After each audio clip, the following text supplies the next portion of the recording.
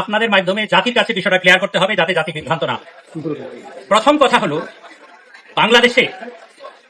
এমন মেডিকেল বিষয়ের এমন অনেক সাবজেক্ট আছে যেগুলো আমাদের দেশে কোনো কোর্স নাই। আর যে সমস্ত বিষয়ের কোর্স আমাদের দেশে নাই সেইগুলোর বিএমডিসি তে এইটাকে ইভালুয়েট করা, এটাকে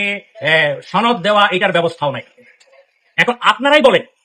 যে সমস্ত বিষয়ে চিকিৎসা নেওয়া প্রয়োজন কিন্তু ওই বিষয়ের কোর্স আমাদের দেশে নাই, কোনো একজন ডাক্তার তার নিজের চেষ্টায় বিদেশ থেকে গিয়ে অনেক টাকা খরচ করে, অনেক পরিশ্রম করে একটা ডিগ্রি এনে যদি চিকিৎসার কাজ শুরু করে, আর আমরা যারা বিএমডিসি তে আছি, আমরা যারা এই দেশের চিকিৎসা ব্যবস্থা নিয়ন্ত্রণ করব, আমরাই যদি এটার জন্য বাধার কারণ হয়ে দাঁড়াই, এর চাইতে আর দুঃখের কথা কি হইতে পারে?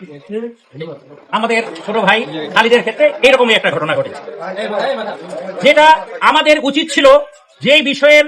উচ্চতর ডিগ্রির ব্যবস্থা আমরা গ্রহণ করতে পারি নাই, আমাদের মেডিকেল বিশ্ববিদ্যালয় হোক বা অন্যান্য প্রতিষ্ঠানগুলোতে হোক, সেই ধরনের একটা বিষয়ে যখন একজন ডাক্তার নিজ দায়িত্বে নিজের খরচে বিদেশ থেকে শিক্ষা নিয়ে আইসা কাজ শুরু করেছে, তখন বিএমডিসির উচিত ছিল এই বিষয়টাকে কিভাবে তাড়াতাড়ি একটা রিকগনিশনের আওতায় আনা যায়, এটার জন্য কিভাবে একটা ফর্মুলা তৈরি করা যায় সেটা তৈরি করা। কিন্তু উল্টা কাজটা করা হলো, ওই ভাইয়ের কাজকে বাধাগ্রস্ত করার জন্য এবং তার পেশাকে প্রশ্নবিদ্ধ করার একটা ব্যবস্থা করা হলো। আমি এটাকে অত্যন্ত দুঃখজনক ঘটনা হিসেবে আমি মনে করি। দ্বিতীয় কথা যেটা আপনাদের মাধ্যমে জাতির কাছে বলতে চাই,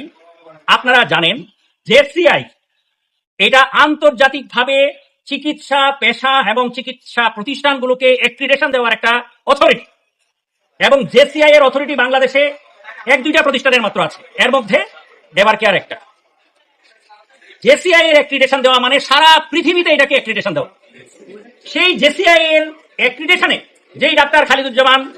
ইনফার্টিলিটিতে কনসালটেন্ট হিসেবে স্বীকৃত, তাকে বিএমডিসির পক্ষ থেকে শোকজ করাটা এটা অত্যন্ত নিন্দনীয় একটা কাজ। আপনারা এই বিষয়টা আপনাদের লেখনীর মাধ্যমে, আপনাদের ইলেকট্রনিক মিডিয়ার মাধ্যমে এটা জাতির কাছে পরিষ্কার করবেন, এটা আমাদের প্রত্যাশা, যাতে করে জাতি বিভ্রান্ত না হয়। তৃতীয় কথা যেটা, সেটা হলো আমাদের মেডিকেল বিশ্ববিদ্যালয়ে একজন এই ধরনের একটা বাচ্চা নেওয়ার ক্ষেত্রে যেই ডাক্তার খালিদুজ্জামানের সহযোগিতা নিতে হয়েছে, মেডিকেল বিশ্ববিদ্যালয়ে তার সহযোগিতায় একটা এই ধরনের বাচ্চা প্রসবের ব্যবস্থা যেখানে করা হলো,